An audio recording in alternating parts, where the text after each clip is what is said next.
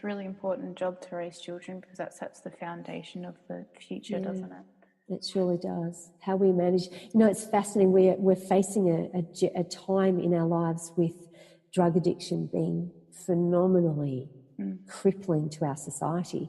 And yet when you actually look at the methodologies and the philosophies behind people who work with drug addicts, every one of them is the core basic trigger to drug addiction is an unmet need to be loved, an unmet need to belong, an unmet need to feel safe, an unmet need to be.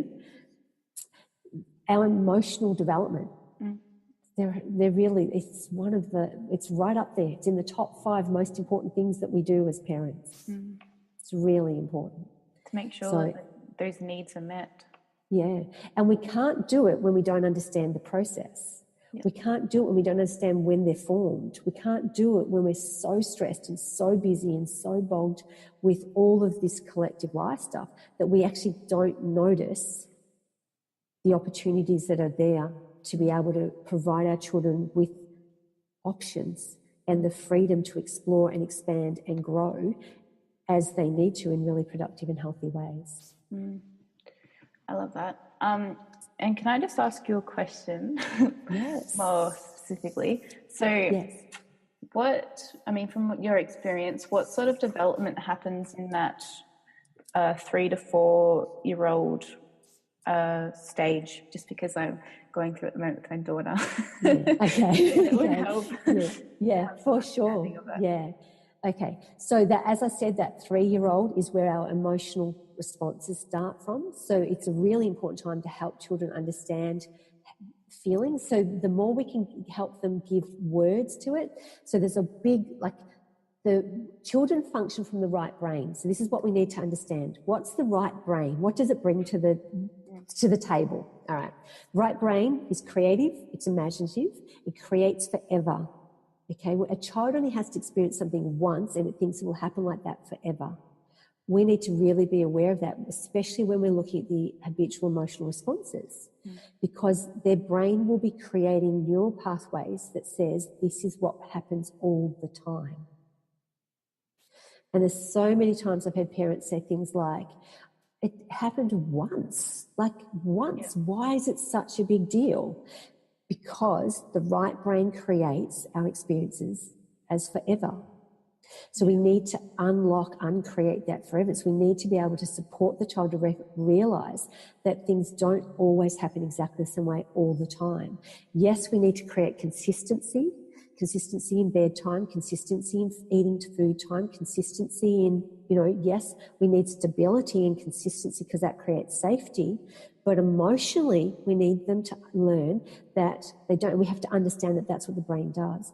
We also need to realise that the right brain is also the part that personalises and internalises our experiences.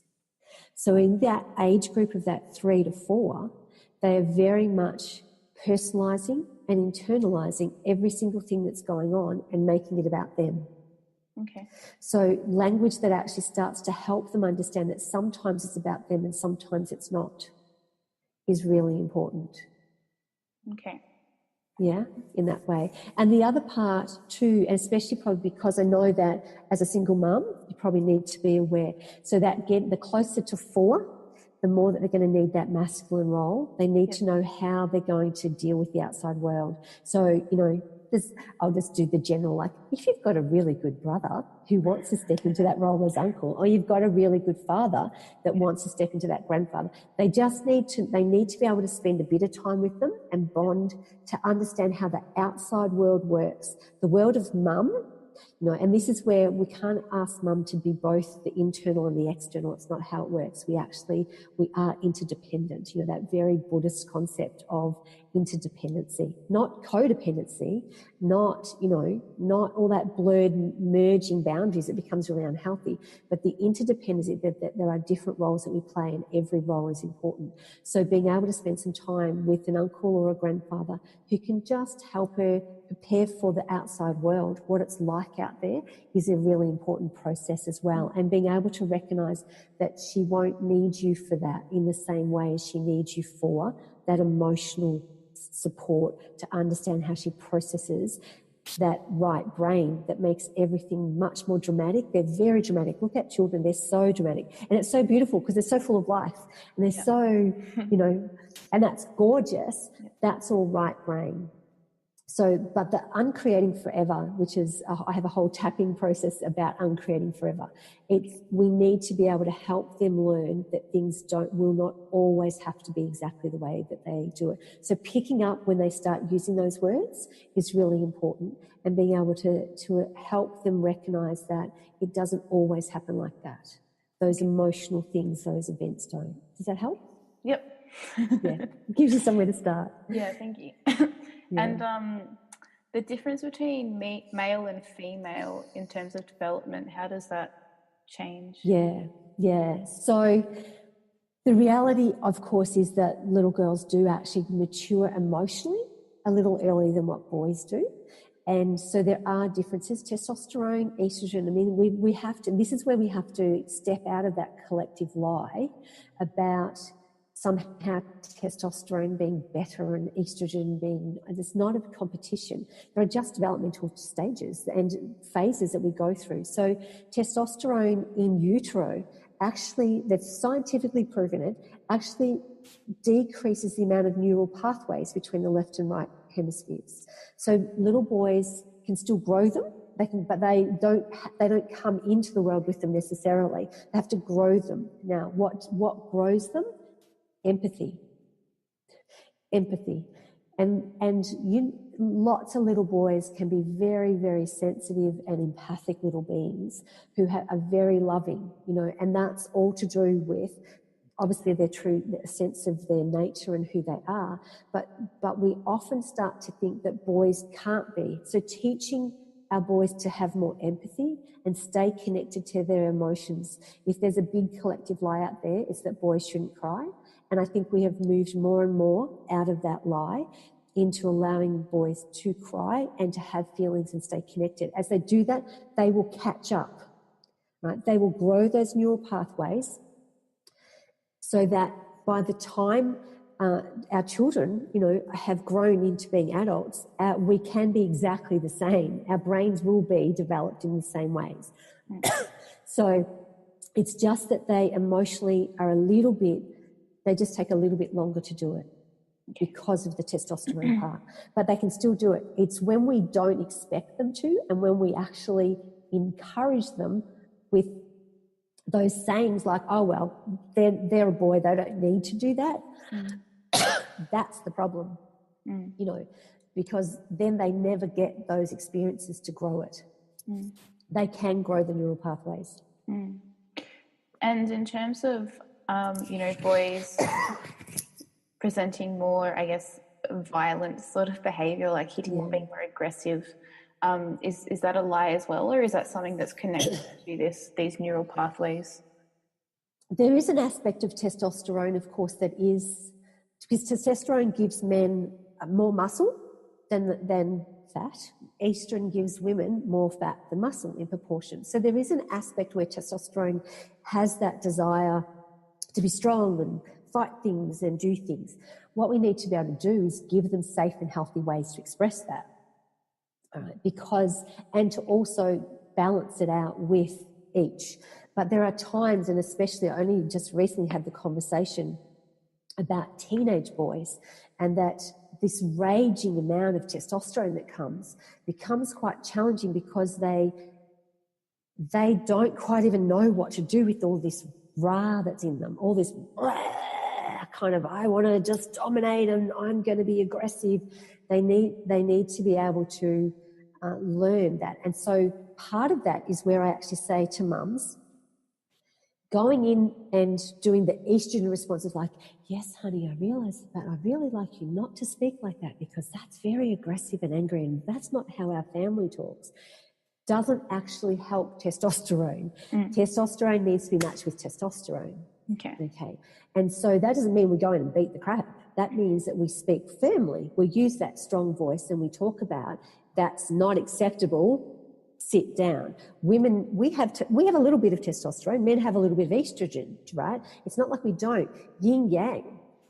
It's about the balance. So yes, there is an aspect where testosterone is going to want to do bits and pieces and be strong and play, and boys, you know, may well want to do more climbing and things than what girls do, and that's perfectly okay. But it's about balancing that out and setting those healthy boundaries. And like everything else has been said, teach them how to manage the energy. You know, teach them. And little boys will need to learn that just as much as the teenage boy, because if they learn it when they're younger, they'll get better at being able to do it when that surge of hormones comes through their bodies. So how do we teach them to control or manage that energy? Okay, so we need productive ways to do things. So in terms of getting rid of testosterone energy, we want to run. We want to, you know, we want to kick some footies. We want to go, you know, hit stuff, whatever that might be. We hit stuff that's safe to hit. You know, we learn, we get things, especially by teenagers. I'd be saying get a punching bag and let them go out and do exercise. Exercise is a fabulous way. So sitting in front of a TV playing game stations and on iPads being still all the time means that these kids' energy, they build up too much energy. They need to burn it off. So constructive ways in which they can vent that out. And the same with little girls. Little girls will get angry too. Right? We need to be able to help them go, okay, you're angry. Let's give words to the anger. We need to teach the boys to use words, right? Boys need words too. Girls need words to express their anger as well. We need words, and then we need constructive. And so we say, okay, let's put these words. I don't know what to say, Mummy. I'm just really mad. Okay, then let's find a way to express that. What do we want? Do you want to draw it out? Do you want to scribble? Do you want to punch something? Do you want to go for a run? Should we go outside and play footy or cricket, or should we play netball, or should we do basketball? How do we let's go get some energy out. Have you got any ideas? No, I'm too mad to think, which is the whole point. They're too mad. All right, well, let's go do this. I'd go for a run. Let's go play a sport, do something to get that out. And as they're doing it and you see them breathing, you'll see the sigh in their body and you go, so what words can you give me now? And as they're running around, they'll go, I just didn't want it to be like that. Oh, don't we all wish life was like that sometimes? I know. Oh. And then often they'll want the hug. Once they've released the energy, they want the nurturing. They just want to be hugged, you know. And so it's that bit by bit by bit by bit. And there's times I say to all my little kids, you don't have to get it right and perfect. We're just going to practice. You're going to go home and you're going to practice putting this into place. So again, the same. Each time, if the child does lash out, then it's like, oh, you lashed out. Okay, now what else can we do with that? Can you give me some words? You know, all right. And we might have to go, whoa, stop. We might need to use our tone. Stop, enough, don't. You're going to break something, you're going to hurt yourself. Stop. All right, breathe. Let's take a deep breath. I got. You know, they'll be all like, all right, we're just going to breathe anyway. And then, can you give me some words? All right, we've got all this energy. How are we going to get rid of this energy? Let's go get rid of the energy. And what I find is that children will start they'll feel the feeling coming and they'll come, Mummy, I've got energy I need to get rid of. All right, what do you want to do? How are we going to get rid of that energy? Right, let's run, let's skip, let's dance, you know, any of those things that gets rid of the energy, because it empowers them to feel their body and recognize it. So anything that helps them understand the language and give words to the different feelings that they're having becomes important as well. Yeah, I really love how you slowed that down and broke that down into the pieces, because I follow Aware Parenting a bit, and they say that often when kids are in that state where they're obviously really emotional, they can't access that part of the brain that has, you know, the words and the to be able to express what they're feeling. So coming back to that later and then giving them those skills as well later sounds really valuable as well. Yeah, absolutely. Yeah. Are there any other major stages or points of development that we've missed?